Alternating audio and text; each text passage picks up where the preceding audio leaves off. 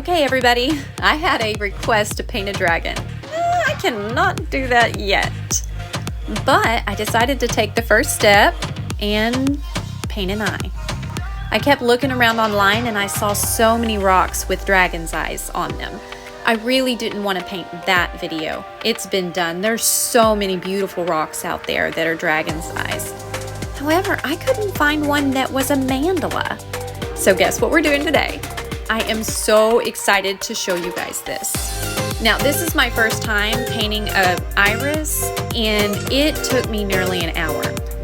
I took my fine lining brush, and I took black and white and the two blues, and I just kept making tiny, tiny lines all around the pupil until they blended in a way that I thought, hey, this looks like an eye. And then I went with it. If you want to slow down the footage and watch this entire process a little bit slower, here's how you do it.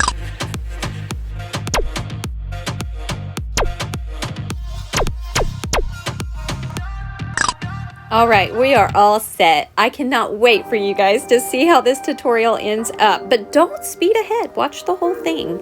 All right, leave me a comment down below what you thought of this tutorial, and I will see you guys all on Wednesday.